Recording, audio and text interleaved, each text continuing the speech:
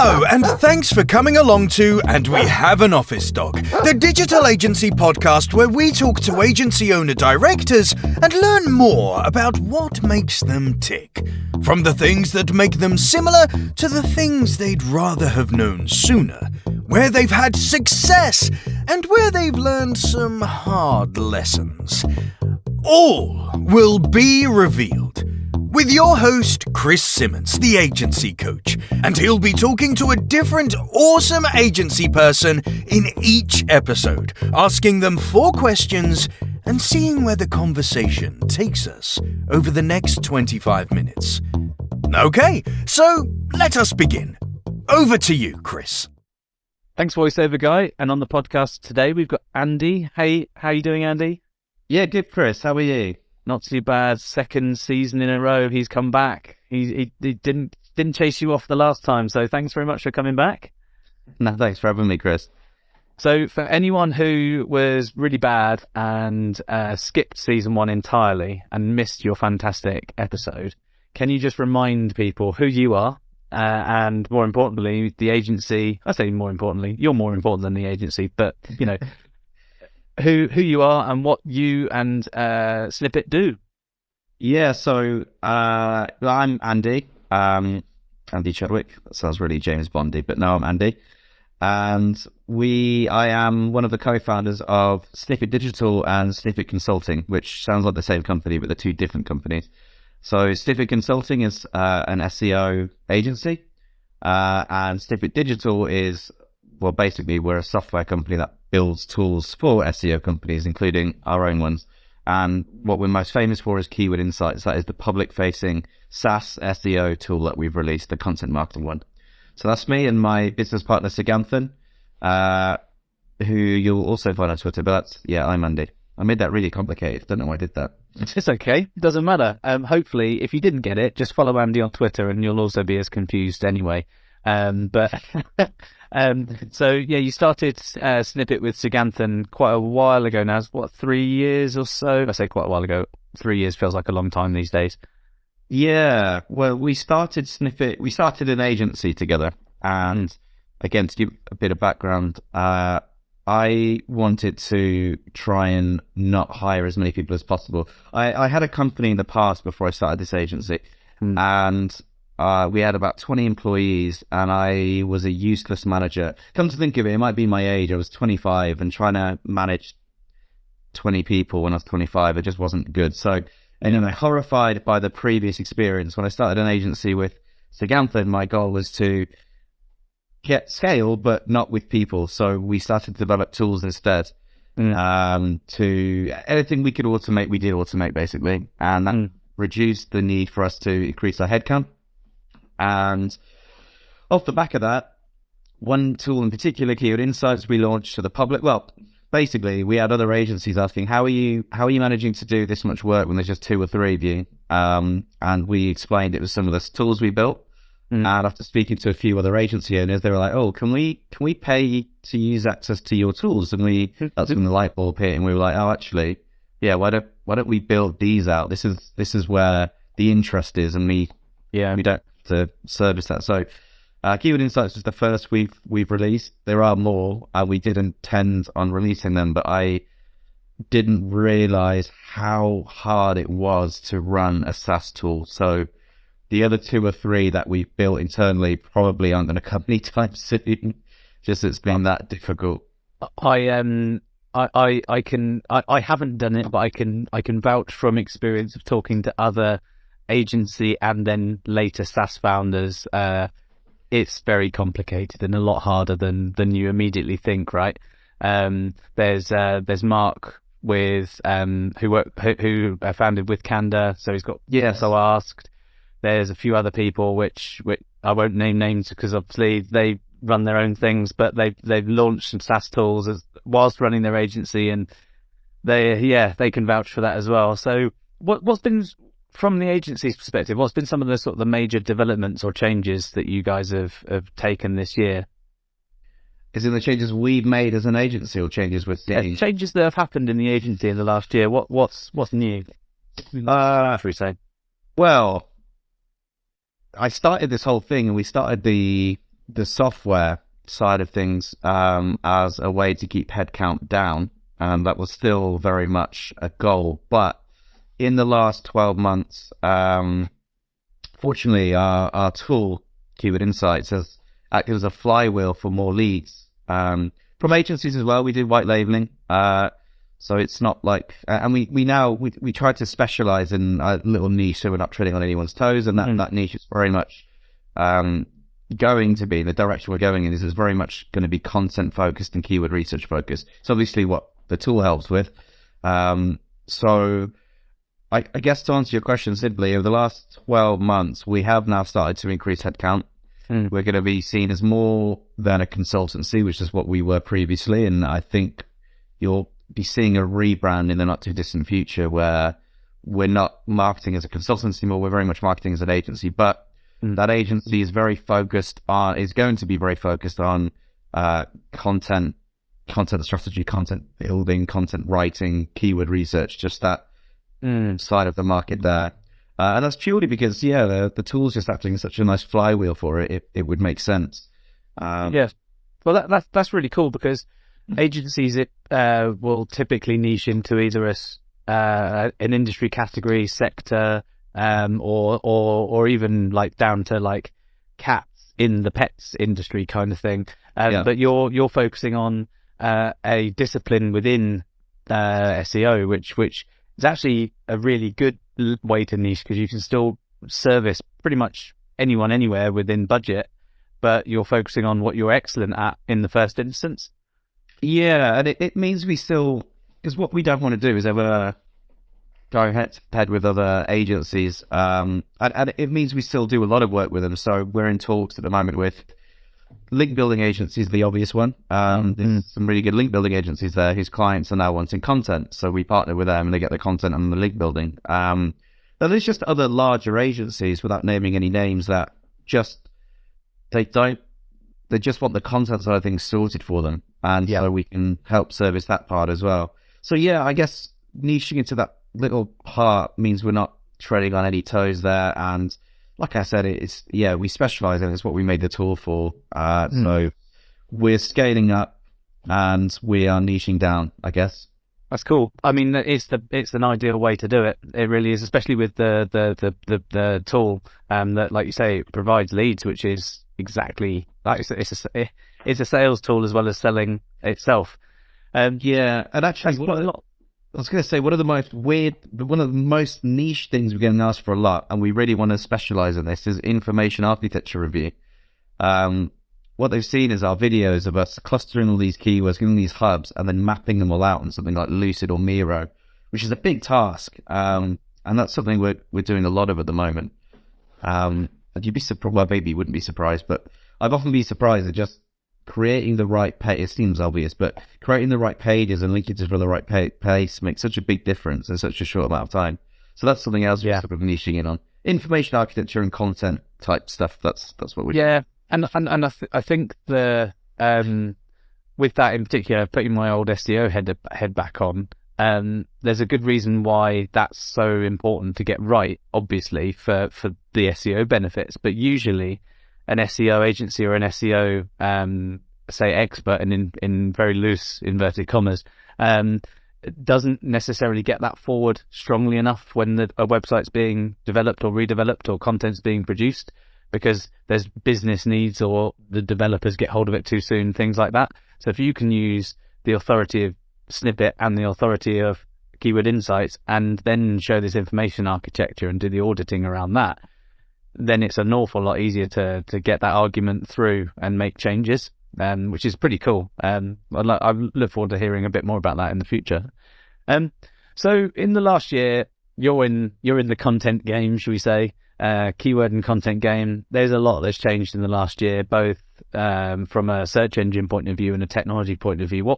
What's been some of the kind of key evolutions and trends that you've seen that are kind of probably fitting quite well with what you're offering now in terms of like scale and ability to do stuff? So the obvious one is, and it maybe makes it seem ridiculous that we're going down the content side of things, is a rapid rise of AI and that sort of thing may lead people to say, well, why are you starting to niche down in an industry that's becoming generative and easily generative? And I think my answer to that is, well, then maybe I haven't explained what we're going to be doing. But I said the first part of it is, like I said, information architecture and finding out what the content needs to be that needs to be created. And that's something that AI just doesn't do a good job of it yet. So you can ask GPT-3 or GPT-4 to write a content briefing outline or to come up with a load of content ideas, but it's not, and this is a massive misunderstanding. It's not actually keyword research. It's not keyword led. It thinks it is, and it says it gives you some arbitrary volumes, but it's just off of trained data. It's not off of actual data. Yeah. So certainly the strategy part of it and, well, the mapping and the topical process of all that, that's something I can't see AI replacing any time soon.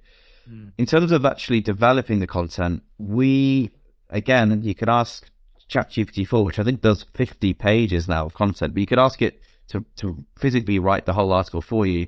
And we've done that, and we've looked at it, and it just, there's so many improvements. So where I'm going with this is, as what we will be a content marketing agency, I guess, we're very much going to be, we're not saying don't use AI at all. We'll very much be using AI, and we'll be very transparent about that with our clients.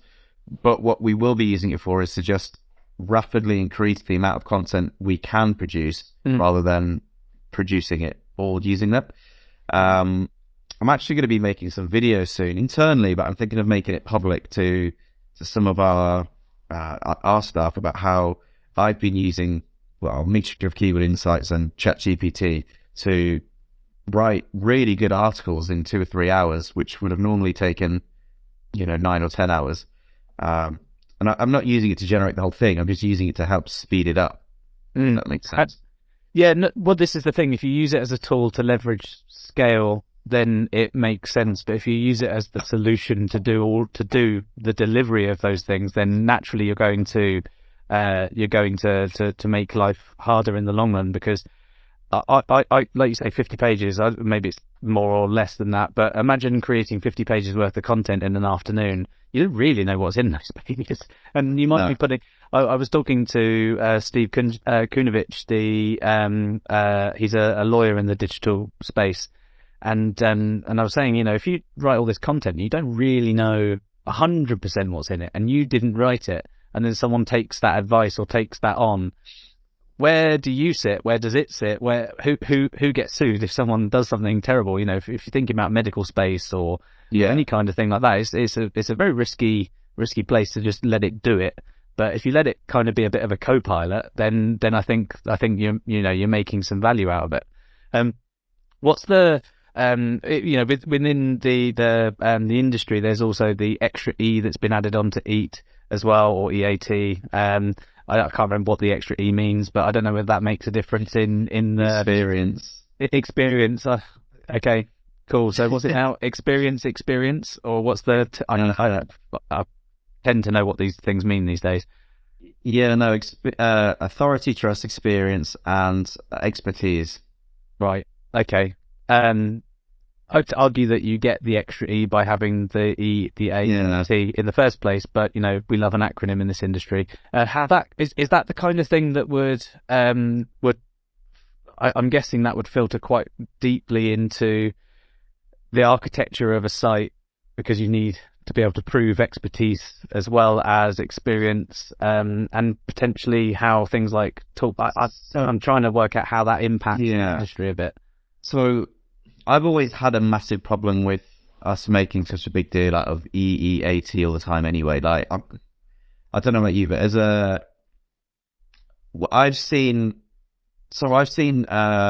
we've seen traffic drop analysis is done. So a business has come to us because they've had a traffic drop, and they've already had another agency do an analysis, and they've come to us because they've been like, well, we can't get any insights from this.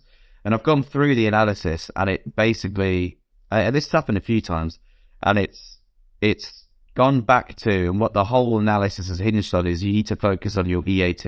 You need to focus on and it doesn't mean, it's not a tangible thing that business can do.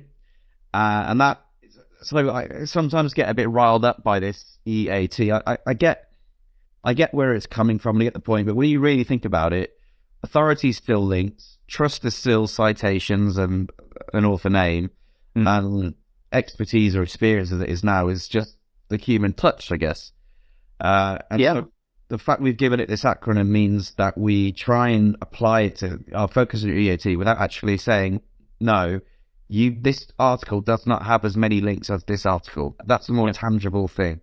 This article, and that was the other one I had. You see a lot of ones where like, oh, you need to slap an author on it and give them an author bio. Again, that in itself it's not going to harm you, but it's not going to do anything. If you really want to go to the author, you need an author, but you need that author to almost be an entity. You need their name to be mentioned various times throughout the web. You need them to have post on LinkedIn. You need them to be mentioned on other blogs. You need them to be, ideally, if they have got one, a Wikipedia or a Wikidata, that kind of thing. Just slapping any author on there isn't going to make a difference. So I've to put that into context, I've tried to build up my own name. So if you typed in or asked Google who Andy Chadwick would be, it would say, oh, he's an SEO consultant. And that's because I've got my name on various blogs from Search Engine Land, Search Engine Journal, Ahrefs, all with my name. And I always have the same bio on it. So it's got my name, it's got my bio. So if I put my name on an SEO article now, I'm fairly confident Google understands who I am and actually gives it that authority. So my other problem I see is when I see an audit and it's like, oh yeah, you just need to get an author bio on that. It's not going to harm you, but it's not really giving you. It's not enough. It's a box check, yeah. It is a box check, and that's always been my problem with this EAT thing. No one's giving tangible. So to make that tangible, if instead of trust, it's links, and I think I've got more links to this page. Instead of authority and slapping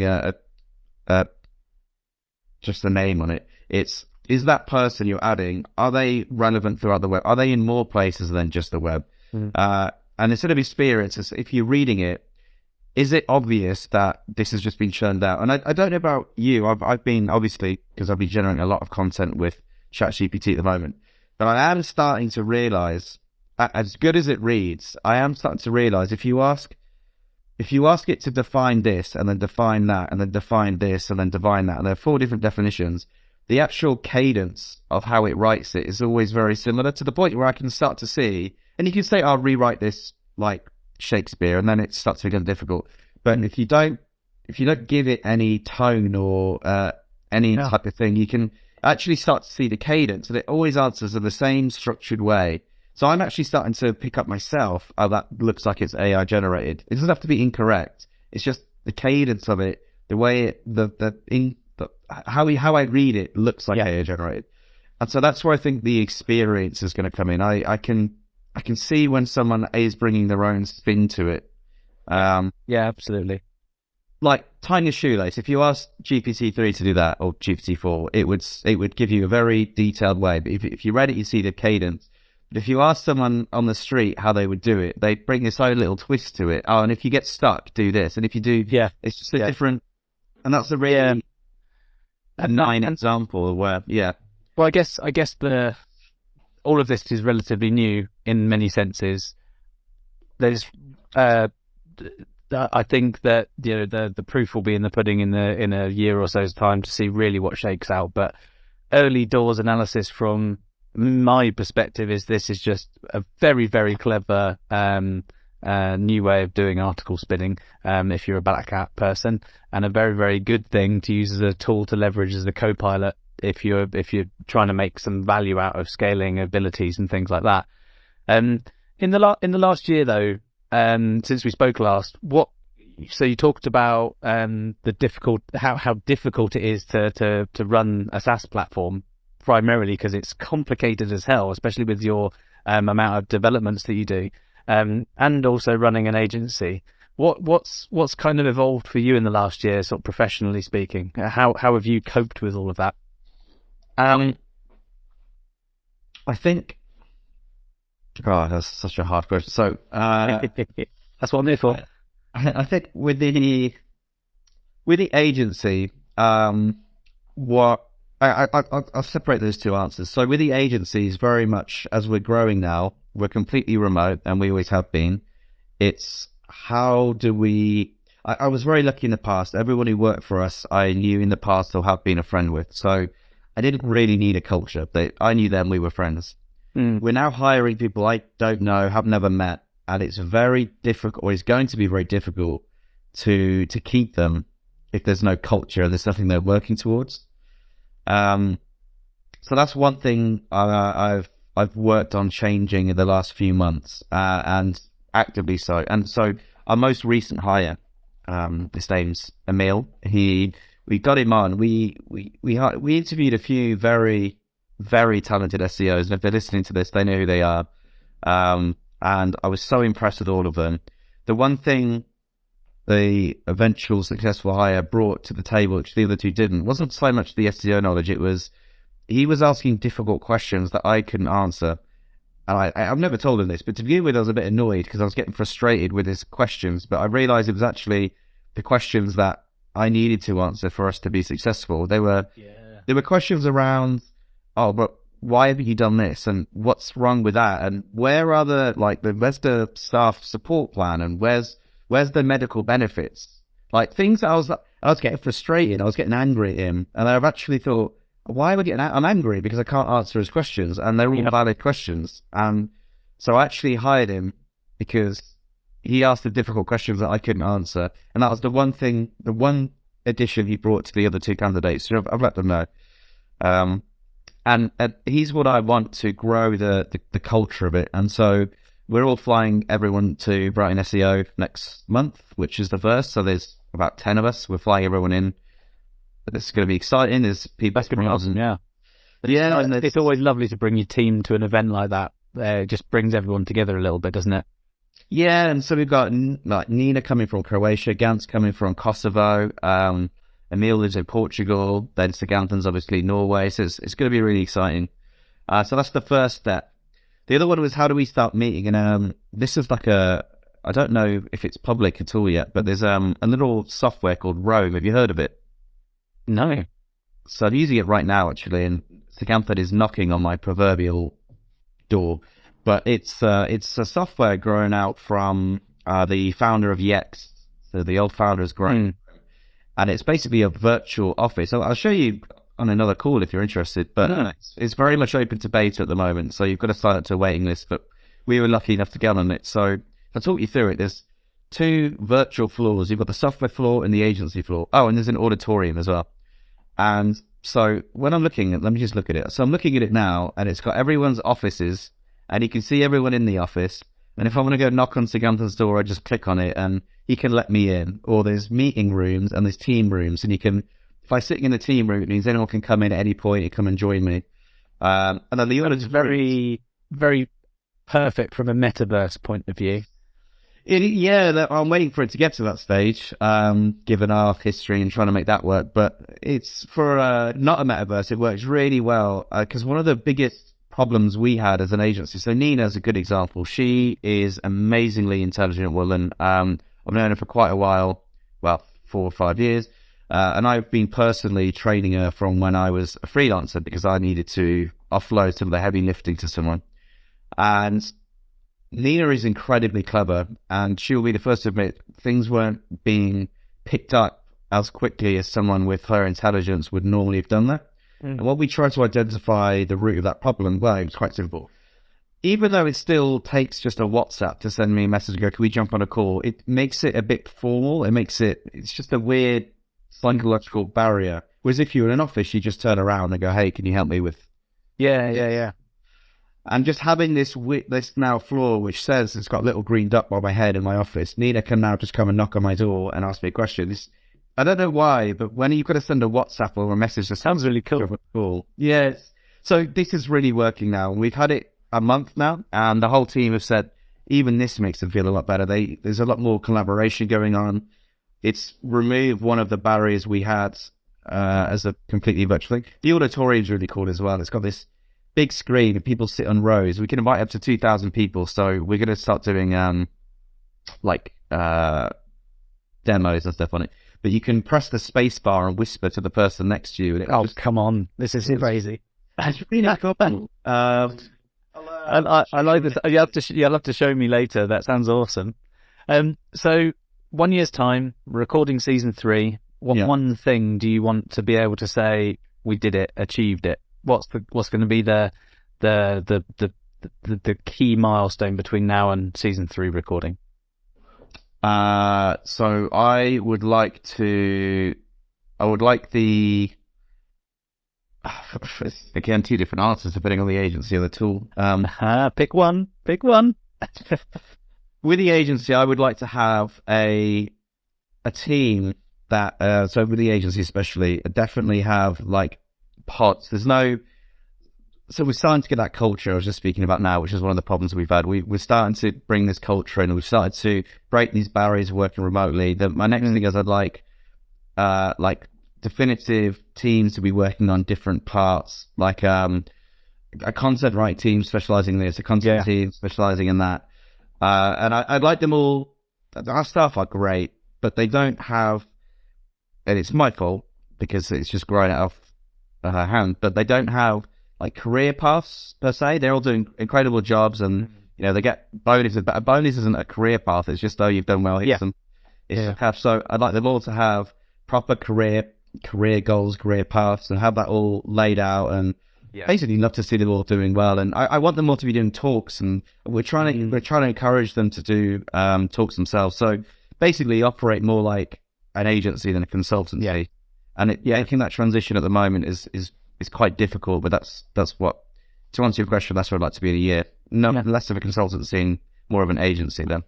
Which is really admirable, because I think, people feeling like they're part of something is great if they see where they're going. If there's just you get the paycheck and everyone friendly to each other, then eventually that doesn't cut it enough. But kind of knowing that, I don't know, say arbitrarily you are exec level 1, to get to exec level 3 you need to exhibit these accountabilities, and you need to be doing these things, and in order to get from exec level 3 to account manager level 1, these are the things you have to do, and there's time frames and all sorts of stuff like that. Keeps people engaged, but it also means that when you do pay reviews, it's an awful lot more clear. When you do promotions and things, there's a tangible reason behind it, and quite a lot of it takes that kind of finger in the air feeling out of some of it for both sides, for your side and for theirs. And it also means you can forecast cash flow at the very basic level.